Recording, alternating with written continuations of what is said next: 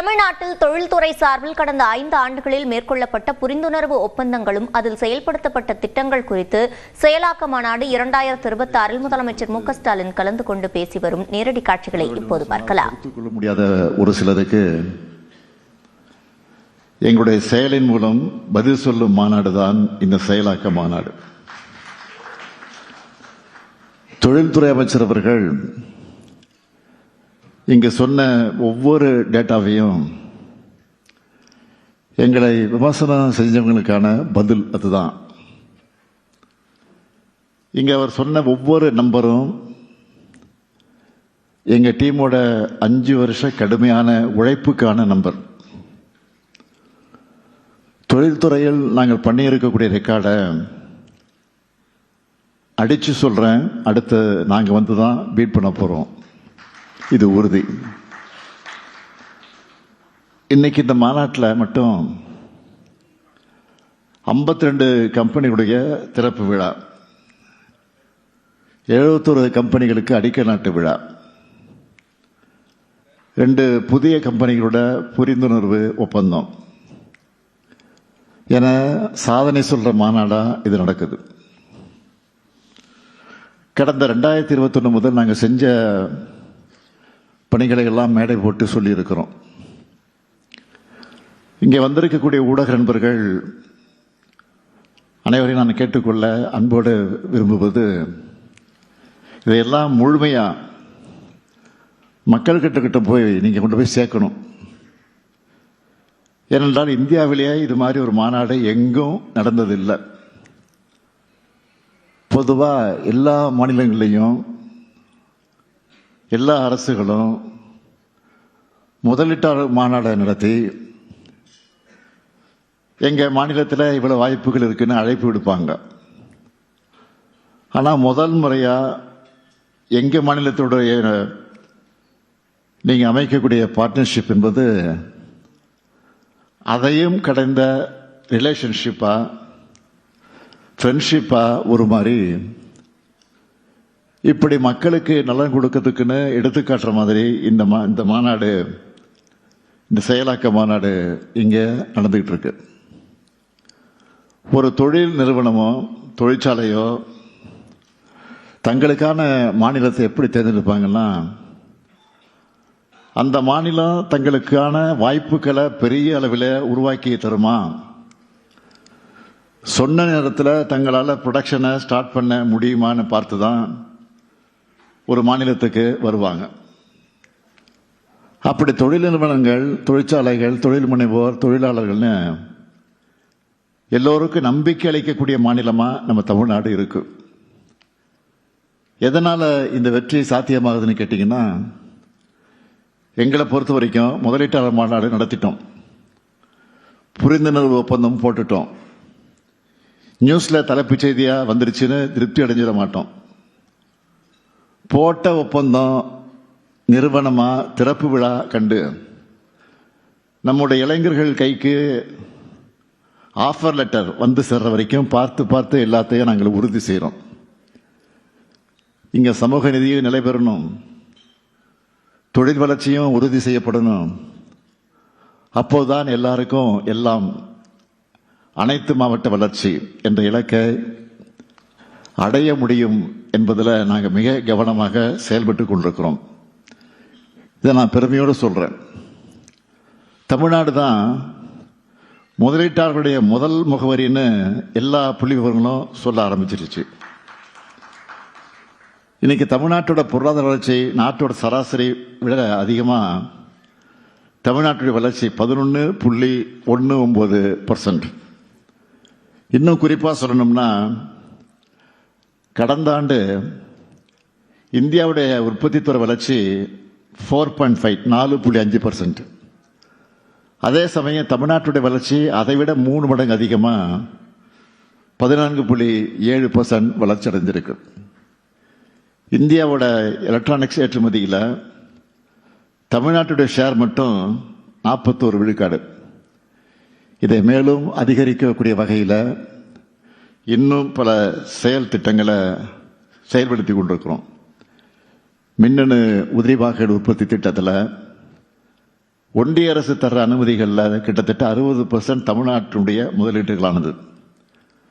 எங்களுடைய working style எப்படின்னு கேட்டிங்கன்னா, ஒரு திட்டத்தை செயல்படுத்துகிறோம்னா அதுக்கான ஒரு புரிந்துணர்வு ஒப்பந்தம் கையெழுத்தாகும் போதே அதுக்காக ஒரு டேஷ்போர்டு உருவாக்கிடுவோம். அதை நானே மானிட்டர் பண்ணுறேன். அதில் என்னவெல்லாம் இருக்குன்னு தெரியுமா?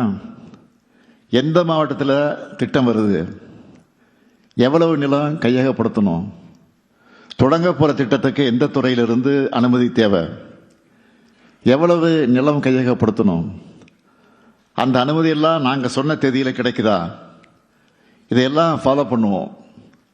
அது முடிஞ்சதும் அடிக்கலாட்டு விழா எப்போ, கட்டுமான பணிகள் எப்போ தொடங்க போகிறோம், இதனால் எத்தனை பேருக்கு வேலைவாய்ப்பு கிடைக்கும், குறிப்பாக பெண்கள் எத்தனை பேருக்கு வேலைவாய்ப்பு அதில் கிடைக்கும், எப்போ ப்ரொடக்ஷனை ஸ்டார்ட் பண்ணுவாங்க, இப்படி எல்லாத்தையும் நாங்கள் ஃபாலோ பண்ணுவோம்.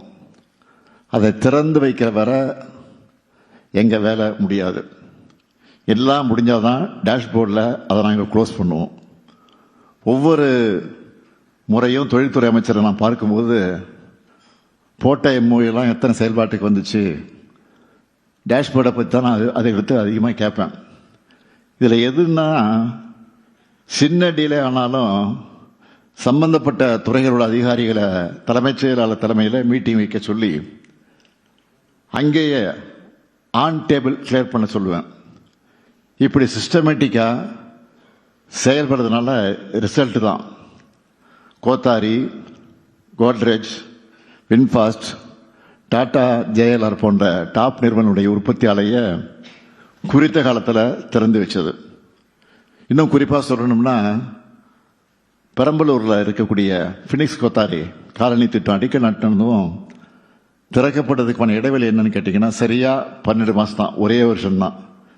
வின்ஃபாஸ்ட் கூட ஜனவரி 2024 புரிந்துணர்வு ஒப்பந்தம் போட்டோம். அடுத்த மாதம் அடிக்கல் நாட்டி ஆகஸ்ட் 2025 அந்த திட்டத்தை தொடங்கி வச்சிட்டோம். அதே போல் கடந்த திங்கட்கிழமை திறந்து வச்சு அதையெல்லாம் நீங்கள் டிவியில் பத்திரிகையில் பார்த்துருப்பீங்க. புகழ்பெற்ற டாடா ஜேஎல்ஆர் நிறுவனத்தோட பணிகளை செப்டம்பர் 2024 தான் தொடங்கணும். இந்த வாரம் ஃபஸ்ட்டு காரை வெளியிட்டாச்சு. இதெல்லாம் பார்க்குறவங்க எப்படி தமிழ்நாட்டில் இதெல்லாம் சாதிக்க முடியுதுன்னு நினைப்பாங்க. எங்களை பொறுத்த வரைக்கும் எல்லாத்துக்கும் சிங்கிள் விண்டோ, ஃபாஸ்ட் கிளியரன்ஸ், இதுதான் காரணம். ஒரு நிறுவனம் தொழில் தொடங்க தேவையான எல்லாமே தமிழ்நாட்டில் இருக்குது.